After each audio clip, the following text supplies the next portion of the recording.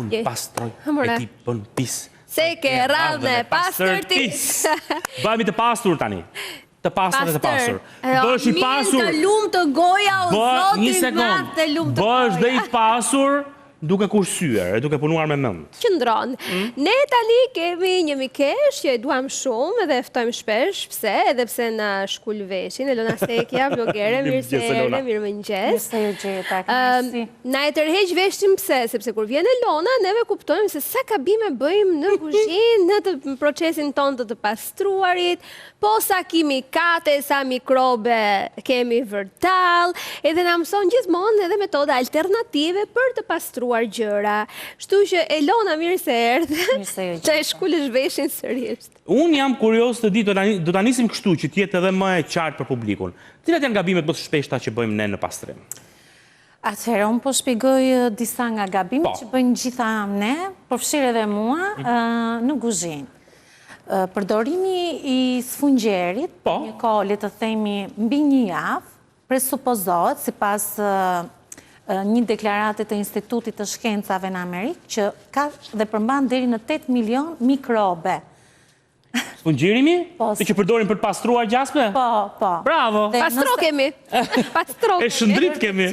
Ndër të tjera, mund të përmbajë mikrobin E. coli, që është Escherichia coli, po. Po, është shumë i rrezikshëm. Po sa shpesh duhet ta ndrojmë? Atëherë, minimalja duhet të përdoret maksimalja deri një herë në javë ose një herë në 2 javë duhet ta ndrojmë se s'bën. Maksimumi duhet ndëruar. Po, duhet ndëruar. Të paktën një herë në 2 javë duhet ndëruar se s'bën. Sfungjeri që ne pastrojmë enët. Po. Gabimi tjetër e tip poroze bën që të gjitha mikrobet të akumulohen dhe të qëndrojnë atë. Pavarësisht se ne mendojmë që lajt e të tjera. Po, ne nuk e përdorim as vetëm për enë këto. Pra. Atëherë, çfarë ndodh? Prej shpejtësisë mund ta marrim sfungjerin dhe të pastrojmë ambientet e tjera që kemi vërtet, banakun ose sobën, dyert e kapakëve e të tjera. Gjitha këto mikrobe që përmban sfungjeri do përhapen në ambientet e kuzhinës. Dhe jo vetëm, por edhe në përduar, në lëkurë. Kështu që e mira është ta përdorim vetëm kur ne bëjmë larjen e enëve. Dhe jo në për ambientet e tjera që kemi rretheratu. Në vend të sfungjerit mund të përdorim pecetat që janë me mikrofiber. Pecetat me mikrofiber janë mënyra ideale për të pastruar hapësirat e tjera, sipërfaqet e tjera që ne kemi në ambientin e kuzhinës. Po mirë, nuk e mbajnë, nuk i shpërndajnë edhe ato, nuk mbajnë mikrobe? Atëherë shpjegova, për shkak të natyrës poroze që ka sfungjeri, nuk mund të pastrohet në thellësi. Sado që ne mendojmë që është larë, është pastruar, nuk pastrohet ashtu siç duhet. Dhe për këtë e mira është të përdorim pecetat me mikrofiber. Dhe pecetat me mikrofiber, dua të them edhe diçka tjetër, nuk duhet të lahen në mënyrë kategorike me rrobat në lavatriçe, të përzihen me rrobat e tjera. Duhen larë veç? Patjetër duhen larë veç. Po pse? Po nuk e mbushim dot lavatriçen me të gjithë. Vetëm me këto lecka. Ose t'i lajmë, t'i pastrojmë aty në lavaman, të thahen mirë, pra jo të përmbajnë lagështirë. Sepse normalisht bëhen me myk pastaj. Të thahen mirë dhe të përdoren rishtazi në kuzhinë. Okej. Ja disa gabime që jam e bindur që i bëjmë të gjithë. Ka dhe gabime të tjera? Po, një nga gabimet e tjera, le të themi, që përdorim ne anvisat, është përdorimi i detergjentëve të ndryshëm për të njëjtat sipërfaqe dhe materiale. Të tipit marrim zgrasatoren, lajmë sipërfaqen e sobës, lajmë kapakët e drurit të kuzhinës, me zgrasator, frigorifer. Po, frigorifer. Çfarë na dali përpara? Sepse përdorimi zgrasatores është ideuar që duhet të shplahet minimalisht 5 minuta me ujë të bollshëm që të hiqen të gjitha kimikatet nga sipërfaqja. Pra, lajmë frigorifer me zgrasatore, lajmë kapakët e kuzhinës me zgrasatore, nuk është e mjaftueshme që të kalohet me një pecet të pastër sipër, sepse të gjitha kimikatet e dëmshme kanë mbetur aty. Dhe, nuk janë vetëm të dëmshme për materialin që do konsumohet dhe do prishet, por është e dëmshme edhe për lëkurën.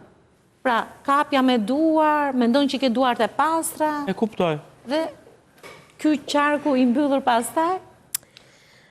Ua sa gabime pas kemi bërë, more zoti ma.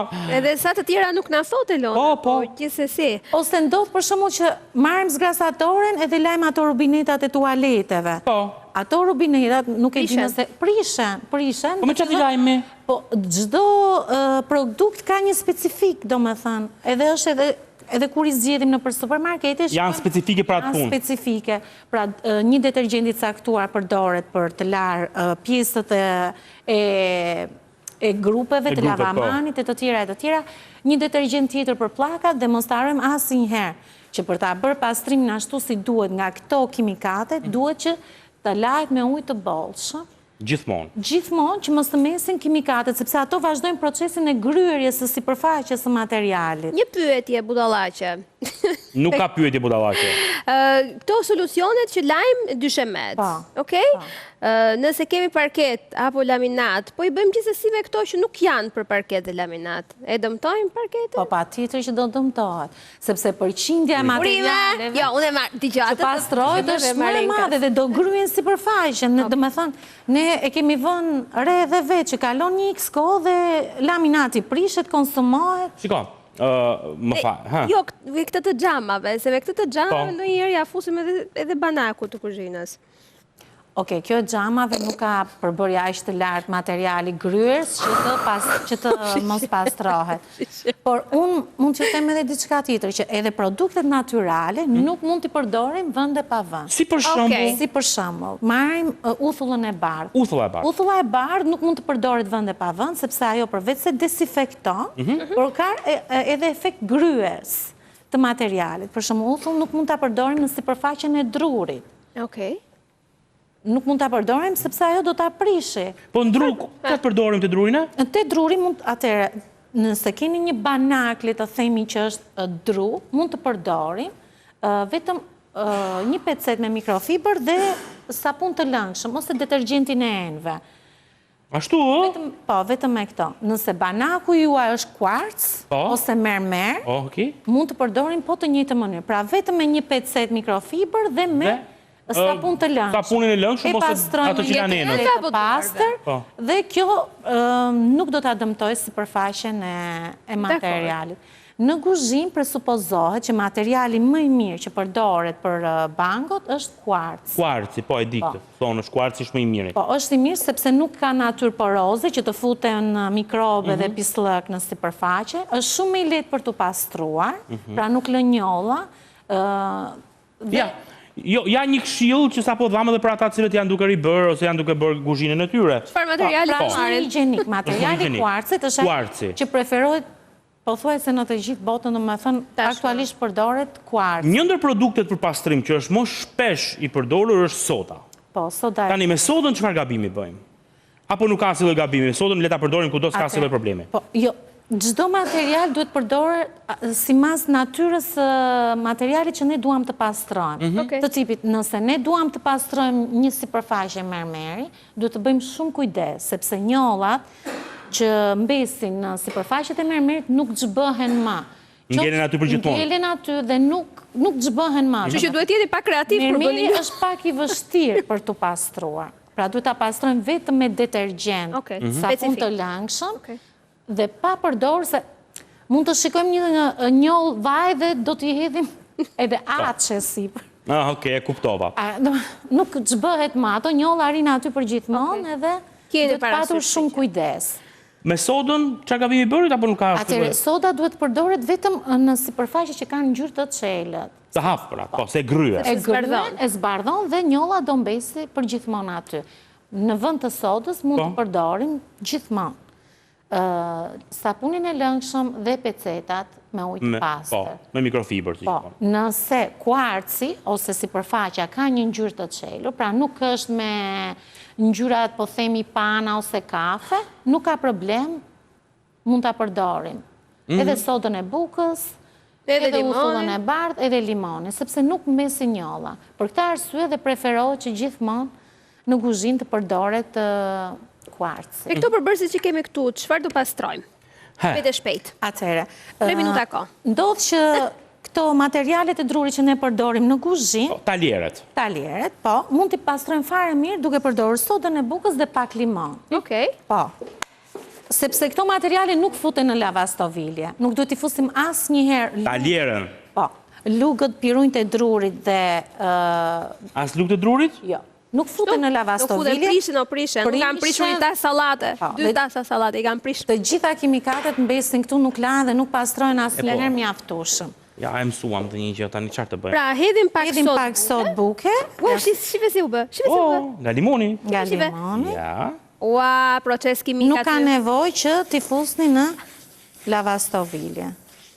Edhe pse presupozohet që këto enët e drurit në kuzhinë kanë një veshje e cila nuk e depërton ujin, por me kalimin e kohës e vëmë re edhe te kjo që i ka ikur ai efekti, duke përdorur he pas here detergjent.